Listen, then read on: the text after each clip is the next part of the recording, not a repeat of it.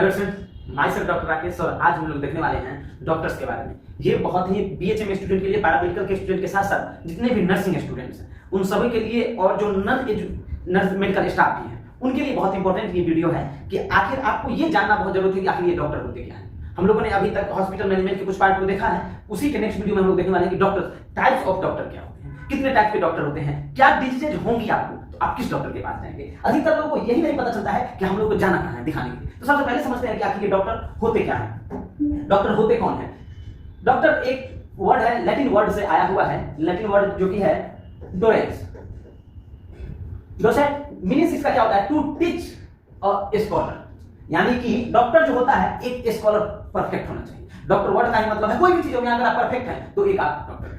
यानी कि देखते हैं डॉक्टर का डिग्री किसे मिलता है, जो किसी एक काम के लिए परफेक्ट होता है। अगर पीएचडी कर लिए हैं तो पीएचडी कर गए तो उसके बाद आप डॉक्टर लगा सकते हैं। क्यों? क्योंकि आप अगर मान लेते हैं कि बॉटनी से आपने पीएचडी कर लिया, यानी कि बॉटनी का आप स्कॉलर हो गए, ठीक है ना। बॉटनी के लिए आप पूरा टीच कर चुके हैं और टीच करा भी सकते हैं, और एक बॉटनी के लिए आप परफेक्ट आदमी हो गए, तो इसका मतलब वो भी एक डॉक्टर का। यहीं से हम लोग का, ठीक है ना, डोसेरेस वर्ड से एक बना है जो कि एक लैटिन वर्ड है। कौन सा वर्ड है ये? तो लैटिन वर्ड है, जिससे हमारा ये डॉक्टर वर्ड आया है। डॉक्टर ए पर्सन स्किल और स्पेशलाइज इन healing arts.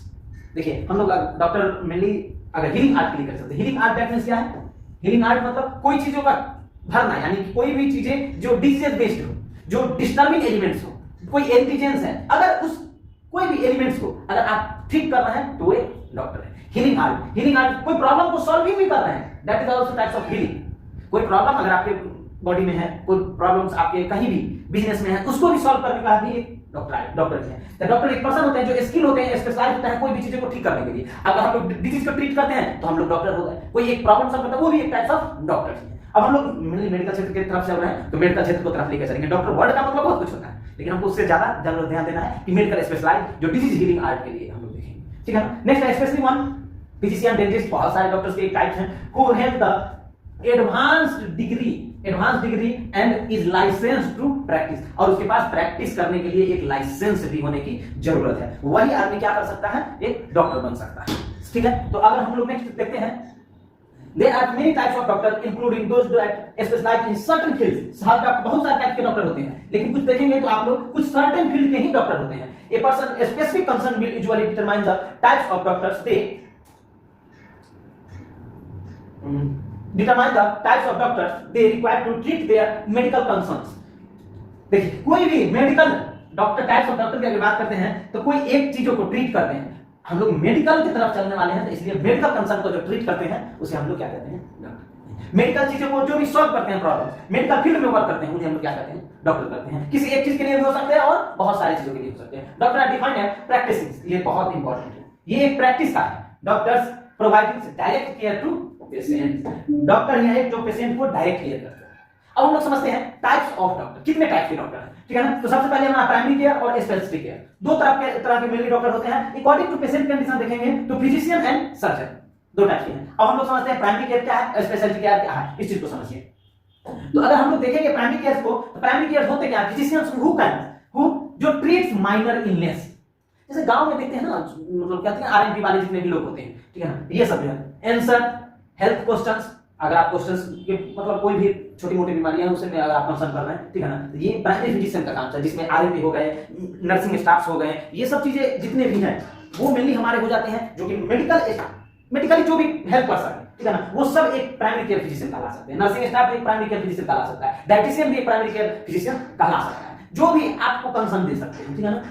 Conduct health checkups, छोटा मोटा माइनर चेकअप कर लिए कोई चीज के लिए तैयार हो सकते हैं। Performance routine health test including those cholesterol and blood को देखिए। अब ये सब लाइफ थ्रेटनिंग डिजीज है, ये पूरे लाइफ चलने वाली डिजीज है, तो इसके लिए क्या करें, एक एमबीबीएस को हायर कर लीजिएगा, ये नहीं हो सकती है। तो उस समय क्या करते हैं हम लोग, एक लोकल डॉक्टर जो होते हैं प्राइमरी केयर के लिए हम लोग हमेशा इंडिविजुअल्स रखते हैं, जिसमें नर्सिंग स्टाफ भी होते हैं, जो एजुकेटेड नर्सिंग स्टाफ होते हैं। वो सब क्या होते हैं कि आसाम से आपको कहीं भी लोकल अपने घर में है तो आप विदाउट एमबीबीएस तो आप प्राइमरी केयर दे सकते हैं फैमिली के लिए, ठीक है ना। तो आपको जो provides refer to specialist physicians when necessary, जब जरूरत हो प्राइमरी डॉक्टर का तो स्पेशलाइज के पास रेफर करना भी आना चाहिए। Keep a person to medical record together, ये देखिए पर्सन्स मेडिकल रिकॉर्ड्स टुगेदर, और सब चीज मेडिकल रिकॉर्ड्स होते हैं, मेडिकल फील्ड से ही होते हैं। फर्स्ट एड देने की भी उनके पास क्या होनी चाहिए, नॉलेज होती है। ये है हमारे प्राइमरी फिजिशियंस। स्पेशलिस्ट डॉक्टर में हम लोग देखते हैं, देखिए स्पेशलिटी अगर हम लोग देखेंगे तो doctors have training a specific area of medicine. Specific area of medicine. उसमें कौन कौन से स्पेसिफिक एरिया में होते हैं इसको अगले हम पेज में देखने वाले हैं। The follow them treat the complex health problems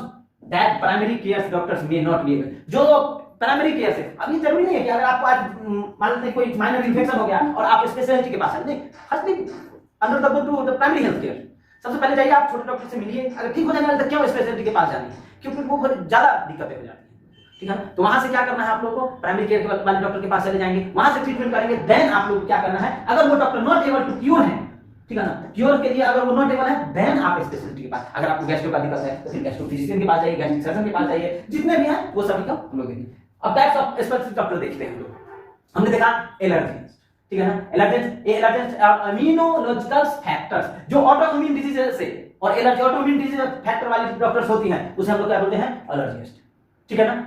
अब नेक्स्ट है जितने भी एलर्जिकल डिजीज है, जैसे क्या है हमारे allergical disease, asthma, urticaria, psoriasis, ये सब बहुत टाइप्स ऑफ डिजीज हैं। एसएलई, ये सब टाइप्स क्या हैं हमारे, ऑटोइम्यून डिजीज हैं। इसके लिए हम लोग के पास जाना होगा, अगर आपको तो आपको बीएचएम एजो होने का जानने की जरूरत है, कौन सी डिजीज है तो किस डॉक्टर को आप प्रीफर कीजिएगा, तो इसीलिए आपको ये जानना बहुत जरूरत है। फिर है उसके बाद डर्मेटोलॉजिस्ट डॉक्टर्स कौन होते हैं, जो डर्मेटोलॉजिस्ट डॉक्टर जो होते हैं focus mainly disease that conditions of the skin, nails and hair. Dermatologist क्या क्या देखेंगे, skin disease, nail disease and hair that treat condition. Eczema जैसे कि बीमारी का नाम क्या है, एक्जिमा है, स्किन कैंसर है, एक्निक है, सोरियासिस है, पिट्रियासिस है, बहुत सारे फाइनोडर्मा है, जिंथेलिज्मा, बहुत टाइप्स ऑफ स्किन डिजीज हैं, वो सभी आपको डर्मेटोलॉजिस्ट के पास जानी है और डर्मेटोलॉजिस्ट के पास आपको प्रेफर करना है। नेक्स्ट हमारा है इन्फेक्शियस डिजीज के डॉक्टर्स, स्पेशलाइज्ड होते हैं, जो जैसे सीसीएच में जितने भी होते हैं डॉक्टर्स, सीसीएच हो गए, उसके बाद जो जितने भी कम्युनिटी ऑफिसर्स होते हैं हमारे, मैंने जो कम्युनिटी से किए हुए एमडी होते हैं, प्रिवेंटिव कम्युनिटी मेडिसिन से जो लोग एमडी करते हैं, ठीक है ना, कम्युनिटी मेडिसिन से उन लोगों को इन्फेक्शियस डिजीज डॉक्टर्स बनाया जाता है। इसमें इन्फेक्शियस डिजीज डॉक्टर स्पेशलाइज्ड इन इन्फेक्शन डिजीज कंडीशन, ठीक है ना, कंटाजियस इन्फेक्शियस डिजीज जितने भी, जिसको संक्रमण बीमारी कहते थे, ठीक है ना, ये सब क्या है इन्फेक्शियस डिजीज डॉक्टर। सेलुलाइटिस है, इन्फ्लुएंजा है, बैक्टीरियल इन्फेक्शंस है, इन्फेक्शंस आफ्टर सर्जरी और हॉस्पिटल केयर, बहुत सारे मेडिसिन भी हैं। जैसे देखिए हॉस्पिटल में गए आप लोग, लॉन्ग टाइम सब थे और भर्ती हो गए, दूसरे पेशेंट दूसरे हॉस्पिटल्स में आए लेकिन कोई और डिजीज से, और साथ में वही आपके साथ रहा है तो उसका इन्फेक्शन आपको हो गया, तो उस सबको भी कंट्रोल, उस टाइप के इन्फेक्शन को हॉस्पिटल्स इन्फेक्शन या हॉस्पिटल केयर करते हैं। तो वहां भी अगर आपको डिजीज का अगर ओरिजिन होता है तो इन्फेक्शियस डिजीज। उसके बाद ट्यूबरकुलोसिस है, निमोनिया है, पैरासाइटिक इन्फेक्शन है, एचआईवी है, ऐसे एलिजिबल देखेंगे तो जितने भी इन्फेक्शियस टाइप्स ऑफ डिजीज हैं वो सभी हमारे कहां दिखेंगे, तो इन्फेक्शियस डिजीज डॉक्टर्स देखेंगे। नेक्स्ट हमारा है सबसे ऑप्थेल्मोलॉजिस्ट। ऑप्थेल्मोलॉजिस्ट की अगर बात करते हैं तो ये हमारे specialise in eye and vision care. They treat diseases and conditions of the eye and can perform the surgery and may also people for routine eye care के लिए भी आपको कहाँ आना है, ऑप्थेल्मोलॉजिस्ट के पास। अब हम लोग एक नाम लेकर के चलते हैं, ऑप्थेल्मोलॉजिस्ट में दो होते हैं, एक फिजिशियंस होते हैं और दूसरा होते हैं सर्जन, जिसे हम लोग आई सर्जन को फेको सर्जन भी कहते हैं, ठीक है ना। तो ये ऑप्थेल्मोलॉजिस्ट की बात होती है हमारी, ठीक है ना, ये जितने भी हमारे ऑप्थेल्मोलॉजिस्ट हो गए। नेक्स्ट हमारा है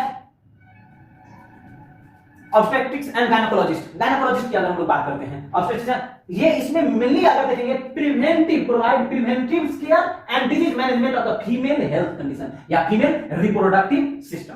जितने भी फीमेल रिलेटेड डिजीजेस होंगे वो सब हमारे पास ऑब्स्टेट्रिक्स एंड गायनेकोलॉजिस्ट के पास है। ऑब्स्टेट्रिक्स वो होते हैं डॉक्टर जो प्रेगनेंसी से लेकर के लैक्टेशन पीरियड वाली जो भी डिजीज होंगी आपको ऑब्स्टेट्रिक्स डॉक्टर के पास, यानी कि जब आप कंसीव किए तब से लेकर के लैक्टेशन पीरियड के बीच के जो भी डिजीज होती हैं, जो भी एब्नॉर्मलिटीज होती हैं, जो भी फैक्टर्स अगर मान लेते हैं कोई भी दिक्कत है उस बीच में आए, ठीक है ना, तो वो सब आप कहां मिलेंगे, ऑब्स्टेट्रिक्स। वेयरएज जब आप फीमेल रिप्रोडक्टिव सिस्टम से कोई भी डिजीज होती है तो वहां हमारे पास होते हैं गायनोकोलॉजिस्ट। उसके बाद क्या होता है हमारे गायनेकोलॉजिस्ट। तो यहाँ पर आप लोग फीमेल रिप्रोडक्टिव और मेल, जैसे बहुत सारे डिजीज का नाम हमने लिखा है अभी इसमें, फीमेल रिप्रोडक्टिव जैसे कि कैंसर प्रिवेंशन एंड डायग्नोसिस के लिए फीमेल रिप्रोडक्टिव सर्जन के लिए ब्रेस्ट केयर है, प्रेगनेंसी है, लेबर एंड डिलीवरी है, इनफर्टिलिटी है, मोनोपॉज है, मेनी वुमेन्स डिजीज जो गायने और इसमें, और साथ में जितने भी चेकअप होते हैं फीमेल रिप्रोडक्टिव चेकअप वो भी आपको गायनेकोलॉजिस्ट एंड ऑब्स्टेट्रिक करेंगे। कार्डियोलॉजिस्ट क्या होते हैं, तो अगर देखेंगे तो cardiologist focus on the cardiovascular system, heart से रिलेटेड जितने भी डिजीज होती हैं, हार्ट एंड ब्लड वेसल्स से रिलेटेड जितने भी डिजीज होंगे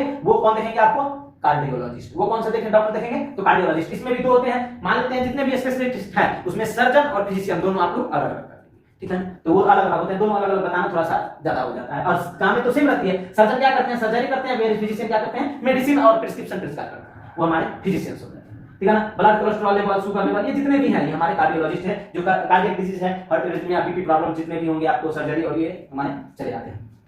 नेक्स्ट हम लोग समझते हैं इंडोक्राइनोलॉजिस्ट। हार्मोनल डिजीज और हार्मोनल ग्लैंड से रिलेटेड कोई भी डिजीज अगर आपको बोलेंगे, ठीक है ना, तो आप इंडोक्राइनोलॉजिस्ट के पास चले जाइए। सबसे इंपॉर्टेंट है इसमें मेल रिप्रोडक्टिव डिजीज भी, फीमेल रिप्रोडक्टिव डिजीज भी आल्सो इंक्लूडेड होते हैं।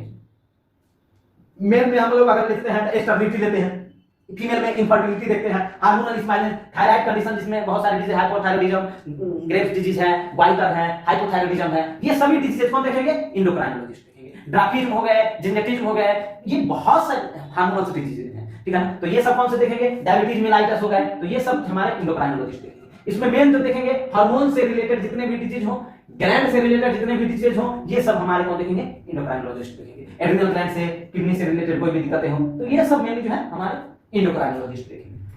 नेक्स्ट हमारा गैस्ट्रोलॉजिस्ट को बोलते हैं, गैस्ट्रोइंटेरोलॉजिस्ट भी बोलते हैं। गैस्ट्रो मींस एब्डोमिनल पार्ट की अगर बात करते हैं, और इंटेरो मतलब इंटेस्टाइनल पार्ट का, यानी कि इंटेस्टाइन में देखेंगे तो स्मॉल इंटेस्टाइन और उसके बाद होते हैं लार्ज इंटेस्टाइन, ये दोनों है। तो इंटेरो का मतलब ही होते हैं ट्रैक वाले जितने भी हमारे पास है, जैसे कि लार्ज इंटेस्टाइन है, स्मॉल इंटेस्टाइन। तो इंटेरो और गैस्ट्रो जितने भी एब्डोमिनल रीजन्स ऑर्गन है हमारे मेनली, जो जिसमें अगर गैस्ट्रो की बात करते हैं तो स्टमक मेन हो जाता है हमारा, एसोफेगस हो गया, माउथ हो गया, लिवर हो गया, तो ये सब चले जाते हैं इसमें। मेनली इसमें जितने भी हैं गैस्ट्रोइंटेरोलॉजिस्ट अगर देखेंगे तो इसमें भी दो होते हैं, फिजिशियन एंड सर्जन आल्सो। इसमें अगर इंक्लूडेड कौन टाइप का डिजीज देखेंगे तो आप लोग oesophagus disease, pancreas, stomach, liver, small intestine and large intestine, जिसे कोलोन भी कहते हैं, और गॉल ब्लैडर हो गया आपको, ठीक है ना। साथ में gastroenterologist required training in internal medicine और पीडियाट्रिक्स के लिए भी एक डॉक्टर्स होते हैं, गैस्ट्रोलॉजिस्ट होते हैं, वो अलग होते हैं। तीन मेनली हो गए, फिजिशियन हो गए, सर्जन हो गए, पीडियाट्रिक्स हो गए, ये तीन मेन देखने होते हैं, बच्चे के लिए अलग होते हैं। साथ में आप लोग देखोगे गैस्ट्रोइंटेरोलॉजिस्ट के बारे में, तो ये कोई भी इन्वेस्टिगेशन जो गैस्ट्रोइंटेस्टाइनल, जैसे हमारा है इंडोस्कोपी, सिग्माइडोस्कोपी एंड कोलोनोस्कोपी, ये सब फाइंडिंग है, रेडियोलॉजिस्ट करते ही हैं, लेकिन साथ में क्या होते हैं? गैस्ट्रोलॉजिस्ट भी इस सब टेस्ट को कर सकते हैं और करते ही हैं, तो ये आपको साथ में ये भी चीजें इंक्लूडेड हो जाती हैं। नेक्स्ट हमारा है इमरजेंसी मेडिसिन स्पेशलाइज्ड। इसमें देखेंगे this make life or death decision for a sick and injured peoples, ठीक है ना। अगर इसमें देखेंगे तो जो आदमी जो लाइफ और डेथ के बीच में है, अब इमरजेंसी के कंडीशंस होते हैं, ठीक है ना, तो उस टाइप के पेशेंट को इमरजेंसी मेडिसिन स्पेशलाइज करते हैं। इस वाली इसको अगर रखा जाता है तो कहां? हमने हॉस्पिटल इंफ्रास्ट्रक्चर जब पढ़ा था आपको तो बताया भी थे, हॉस्पिटल के इंफ्रास्ट्रक्चर कैसे कैसे होते हैं, जैसे गार्ड रूम हमने बताया था, फर्स्ट फ्लोर पर रिसेप्शन हमने बताया था, और इमरजेंसी रूम हमने बताया था, फ्रंट ऑफ रूम सबसे पहले इमरजेंसी रूम होनी चाहिए हॉस्पिटल में। जब हम इंफ्रास्ट्रक्चर बता रहे थे आपको तो उस समय बताया था emergency room, their jobs and इसका मेनली अगर काम है save the life and avoid of lower chances of disability. इसका काम ये है, ये नहीं डिसेबिलिटी से भी बचाना है, कोशिश क्या करना है, ये इमरजेंसी और लाइफ को बचाना है, और ऐसा नहीं कि लाइफ बचाने के चक्कर में दोनों हाथ पर काट दिए, अरे भैया तो इसे लाइफ बचा के काटो। मिनिमम जितना हो सके उतना काम डिसेबिलिटी करके, लंगड़ा बहिरा अनरा कंगना बना करके भी अगर बचा सके तो बचा, लेकिन कम कोशिश। अब सबको बचाने के चक्कर में आंख में निकाल दिए, इसको आंख से दिख रहा है, थोड़ा सा डिसेबिलिटी को बचाते हुए और ट्रीटमेंट करता है, तो इमरजेंसी मेडिसिन केयर का ही हमारा मेन वर्क होते हैं। नेक्स्ट हम लोग देखते हैं हेमेटोलॉजिस्ट। हेमेटोलॉजिस्ट क्या होते हैं? These are specialised in disease of the blood, spleen and lymph glands. जैसे कि एनीमिया हो गया हमारा, एनीमिया है जिसमें सिकल सेल डिजीज है, सिकल सेल डिजीज एनीमिया हो गए। उसके बाद आपका है हेमोफीलिया है, ल्यूकेमिया है, ल्यूकेमिया को is also called blood cancer. Leukaemia को एक और नाम से क्या नाम है?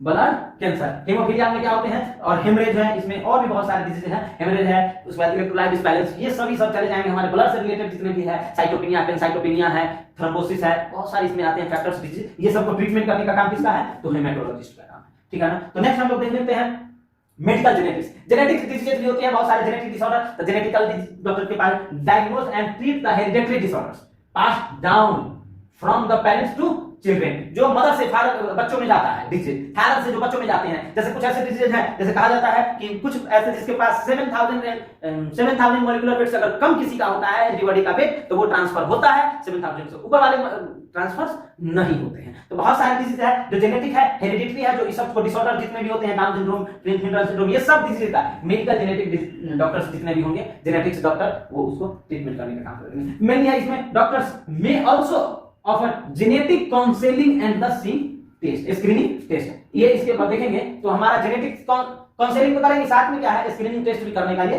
काम करते हैं ये डॉक्टर।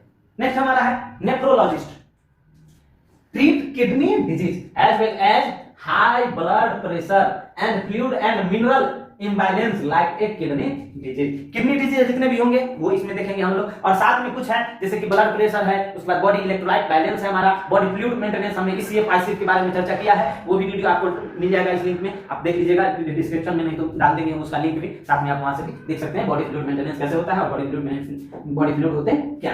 तो ये हमारा नेफ्रोलॉजिस्ट है, इसमें भी दो होते हैं हमारे फिजिशियन और सर्जन। उसके बाद हमारा है न्यूरोलॉजिस्ट, जो जिसमें हम specialise in nervous system disorder में मेनली है। साथ में अगर देखेंगे तो इसमें कौन कौन से नर्वस सिस्टम के ऑर्गन है, तो mainly brain, spinal cords and nerve, mainly यही तीन पार्ट ऑर्गन होते हैं हमारे ब्रेन में। ब्रेन का ही बहुत सारा पार्ट है, स्पाइनल कॉर्ड का पार्ट है, स्पाइनल कॉर्ड से निकलने वाले बहुत सारे नर्व्स हैं, यही मेन तीन चीजें जो है हमारे नर्वस सिस्टम में होते हैं। और ये तीनों में अगर कोई भी डिजीज होती है तो आप न्यूरोलॉजिस्ट के पास जाएंगे। अगर आपका वो फिजिशियन केस है तो फिजिशियन की तरफ चलेंगे, ठीक है ना, मेडिसिनल की तरफ चलेंगे, और जो डिजीज सर्जिकल डिजीज की तरफ है तो न्यूरोलॉजिस्ट सर्जन के पास है, न्यूरो सर्जन जिसे कहा जाता है, ठीक है ना। इसमें बहुत सारे डिजीजेस के बारे में अगर देखेंगे तो डेट स्ट्रोक, सन स्ट्रोक है, ब्रेन स्ट्रोक है, बहुत सारे टाइप्स ऑफ स्ट्रोक होते हैं, वो उसको ट्रीटमेंट करने का ब्रेन स्पाइनल ट्यूमर्स को, एपिलेप्सी को, पार्किंसन डिजीज को एंड अल्जाइमर डिजीज को, ओसीडी को, बहुत टाइप्स ऑफ न्यूरोलॉजिस्ट है, हेमरेज है, पैरालिसिस है, बहुत सारे ये सब न्यूरोलॉजिस्ट के काम हैं।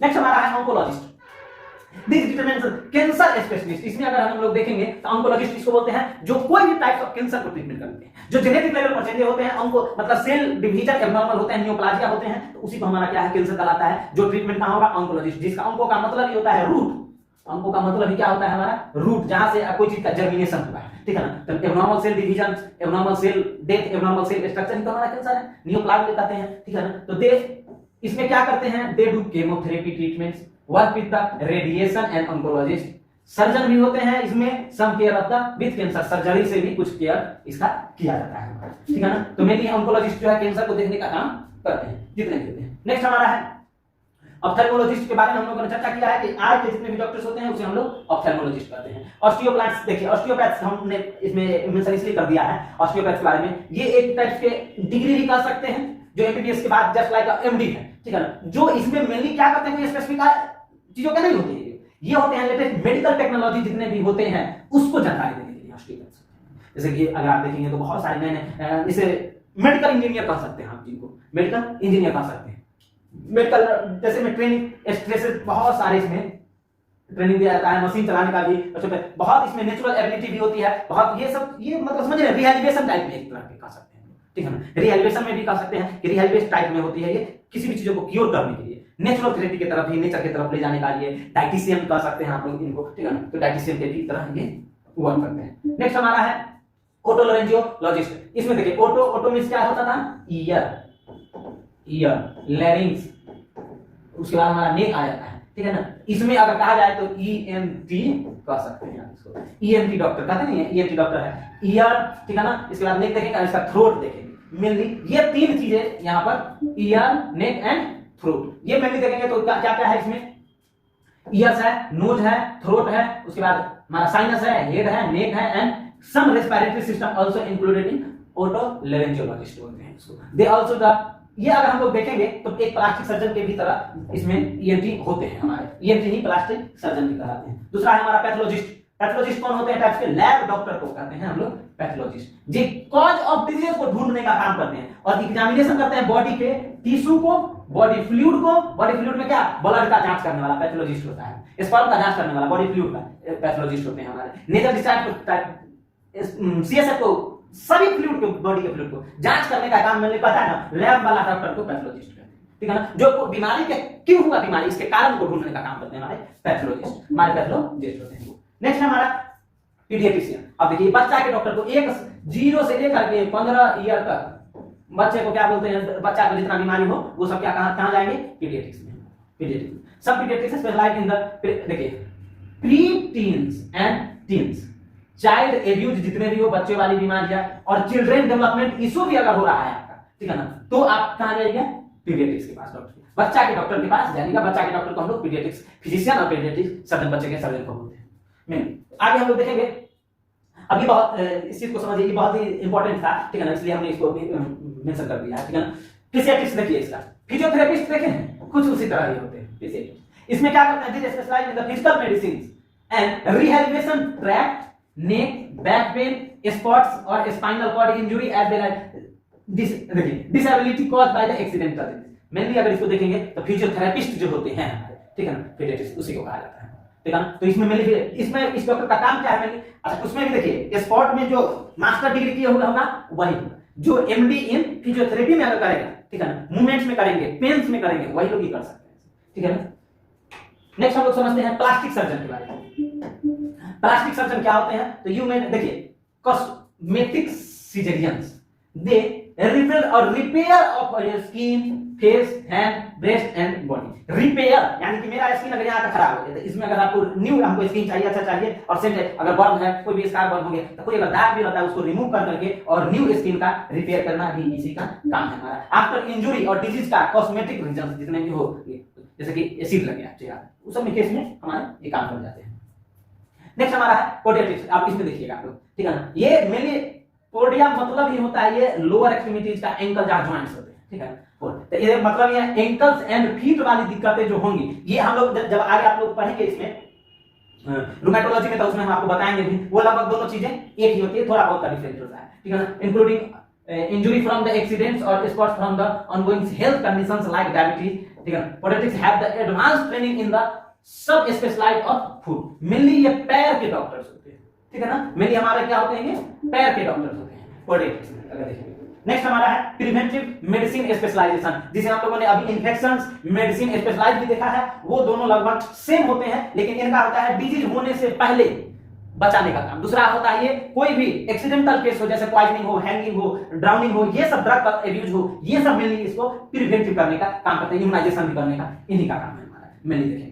नेक्स्ट हम लोग समझते हैं साइकेट्रिक। साइकेट्रिक कौन होते हैं, साइकोलॉजिकल डिजीज जो मेंटल इमोशनल और एडिक्टिव डिसऑर्डर जितने एडिक्शन जो होता है ना, जो भी कहते हैं ना एडिक्शन हो गया है, क्या बोलते हैं आदत वाला बीमारी, जितना दारू पीने का आदत है, ठीक है ना, एडिक्टिव जितने भी डिसऑर्डर्स होते हैं वो सब क्या हो जाते हैं, ये साइकोलॉजिकल डिजीज के बारे में। बार बार ताला लगा के नहीं चेक कर रहे हैं, ये भी दिक्कतें हमारी, ठीक है ना। तो मैं ये सब चीजों को अगर देखना होता है तो हम लोग इसमें देखते हैं। अगर हम लोग नेक्स्ट देखते हैं इसमें, they can diagnose and treat depression, schizophrenia, substance abuse, anxiety disorder, sexual and genital identity issue, ठीक है। Psychiatric focus on the children, adolescents and देखिए कोई भी मेंटल डिसऑर्डर है, बड़ा हो गया बच्चों वाला हरकत करना, तो भी साइकेट्रिक के पास है। बच्चा है और बड़का वाला बात करने लगा है, तो भी दिक्कतें हैं, ठीक है। ओल्ड एज हो गए हैं और हरकतें बच्चों वाले नहीं करता है, दूल्हा बनने जा रहे हो, गधा वाला लक्षण रखे हो, तो दूल्हा कैसे बनोगे, वही बात कहा। चलिए साइकोलॉजिस्ट के पास वहां पर भी देना होगा, ठीक है ना। पल्मोनोलॉजिस्ट पर हम लोग देखेंगे,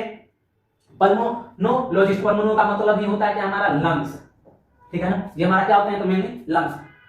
He would see the specialized for problems like a lungs cancer, mainly है हमारे लंग्स डिजीज और लंग्स कैंसर, जिसमें हमारे pneumonia, asthma, emphysema, abnormal dilatation of the bronchus, abnormal dilatation of the alveoli known as emphysema होते हैं हमारे। Troubles sleeping causing the breathing disorder, कोई भी सांस वाली दिक्कतें होंगी आपको, तो आप लोग निमोनोलॉजिस्ट के पास, पल्मोनिमोनोलॉजिस्ट के पास आप लोग जा सकते हैं। अब हमारा नेक्स्ट है रेडियोलॉजिस्ट। रेडियोलॉजिस्ट कौन होते हैं, जो एक्सरे करते हैं, अल्ट्रासाउंड करते हैं, ये भी एक पैथोलॉजिस्ट की तरह होते हैं। रेडियोलॉजिस्ट भी क्या होते हैं, लैब डॉक्टर जिसको कर सकते हैं, लेकिन इसमें क्या है, ये इमेजिंग के द्वारा करते हैं, इमेज के द्वारा करते हैं। मेनली इसमें क्या है क्या, तो इमेज टेस्ट करने का काम करते हैं, डायग्नोसिस द डिजीज। अगर रेडियोलॉजिस्ट ना हो तो समझिए कि बहुत दिक्कतें होंगी। रेडियोलॉजिस्ट की वजह से बहुत सारे डिजीज हम लोग आइडेंटिफाई कर पाते हैं, उसी से क्या होता है, आइडेंटिफाई करने से ही हम लोग उस डिजीज को क्योर कर पाते हैं। नहीं तो cause of disease, root of disease नहीं जानेंगे, ठीक है ना, तो कहां से कर पाते हैं। तो रेडियोलॉजिस्ट भी एक तरह के वही हैं। They can also specialise in radiations and oncology. Oncology याद होगा आपको, कैंसर के बारे में बता रहे थे, to treat the conditions like a cancer. उस कैंसर को भी ट्रीट कराने में भी रेडियोलॉजिस्ट का बहुत सारे हेल्प होते हैं, और रेडियो थेरेपी भी होती है जो रेडियोलॉजिस्ट हेल्प करते हैं कैंसर के ट्रीटमेंट में, ठीक है। तो नेक्स्ट हमारा है ऑर्थोपेडिक्स, जिसे हम लोग हड्डी के डॉक्टर कहते हैं। Orthopaedic surgeon specialise in disease that conditions of the bones, muscles, ligament, tenders and joints. ये मेनली चार पांच चीजों को देखने के लिए हमारे डॉक्टर जैसे बहुत सारे हैं, अर्थराइटिस है, स्पॉट इंजरी है, बोन ट्यूमर है, बोन से रिलेटेड, मसल से रिलेटेड, लिगामेंट से, टेंडर एंड जॉइंट से रिलेटेड कुछ भी दिक्कतें हो तो आप लोग ऑर्थोपेडिक डॉक्टर के पास जा सकते हैं और वहां से दिखा सकते हैं। कैंसर तक का इवन यहां ट्रीटमेंट होगा, और साथ में आप फिजिशियन का केस फिजिशियन के पास, मेनली तो इसमें ऑर्थोपेडिक सर्जन ही होते हैं जो मेन, ठीक है। फिजिशियन तो बहुत कम इसमें वर्क होते हैं, मेनली सर्जन का वर्क होता है। अब हम लोग नेक्स्ट समझते हैं रूमेटोलॉजिस्ट। रूमेटोलॉजिस्ट के बारे में हम लोगों ने अभी देखा है, जिसमें specialise in arthritis and disease where your joints. Mainly कहां पर है, joints, muscles bones and tenders. अब देखिए कहिएगा कि ऑर्थोपेडिक्स वाला भी यही लिखा था सर,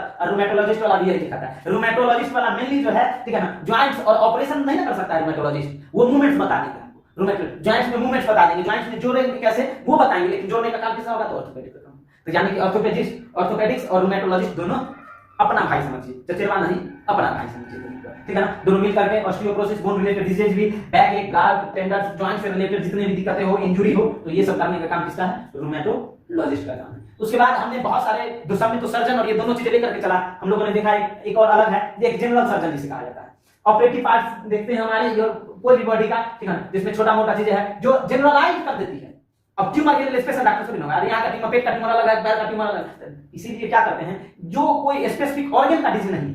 अब अपेंडिसाइटिस के बारे में बात करते हैं हम लोग, अपेंडिसाइटिस की अगर बात करते हैं हम लोग, बहुत सारी डिजीजेज हैं, बल ब्लडर का, रिपेयर का, हर्निया का, अब हर्निया का, पैर का हर्निया, पेट का, तो ये सब जनरल सर्जन का काम है, कोई स्पेशलाइज करने की जरूरत नहीं। हाँ, गैस्ट्रो का, आंख का ऑपरेशन है तो वहां पर गैस्ट्रो सर्जन चाहिए हमको, ब्रेन का अंदर का करना है तो वहां पर क्या करेंगे हम लोग, जनरल सर्जन से तो वो काम नहीं चलेगा, वहां पर न्यूरो सर्जन होनी चाहिए। वहीं पर जैसे कि ऐसा डिजीज जैसे हर्निया हो गया, जैसे कि हमारा ट्यूमर हो गया, एडिनोमा हो गया, लाइपोमा हो गया, तो यहाँ पर ट्रीटमेंट के लिए अब कौन स्पेशलाइज्ड डॉक्टर होगा, स्किन के पास, तो स्किन के पास जाएंगे, अगर अंदर वाला हर्निया तो वो तो स्किन से नहीं होगा, कैंसर, लाइफ हाइड्रोस, ये सब चीजें क्या करते हैं, जनरल सर्जन का भी कुछ वर्क होते हैं। अब हम लोग नेक्स्ट देखते हैं यूरोलॉजिस्ट। यूरोलॉजिस्ट में अगर देखेंगे तो मेनली सर्जन्स और फिजिशियन दोनों होते हैं, care for man and women's problems in the urinary tract. Mainly क्या है, ये यूरिनरी ट्रैक्ट की बात करते हैं तो यूरोलॉजिस्ट, जिसमें कौन सा होगा, यूरेथ्रा प्रॉब्लम, प्रोस्टेट प्रॉब्लम्स, और हमारे कौन से होंगे, यूरिनरी ब्लैडर प्रॉब्लम। किडनी के लिए फिर नेफ्रोलॉजिस्ट चला जाएगा, किडनी के लिए फिर नेफ्रोलॉजिस्ट के पास चला जाएगा। तो यहाँ पर लाइकली है ये हम लोग यूरिनरी ब्लैडर को भी देखेंगे, और also treat male infertilities and the prostate examination. हमने बताया आपको प्रोस्टेट और मेल रिप्रोडक्टिव डिजीज भी आपको यूरोलॉजिस्ट क्योर कर देते हैं।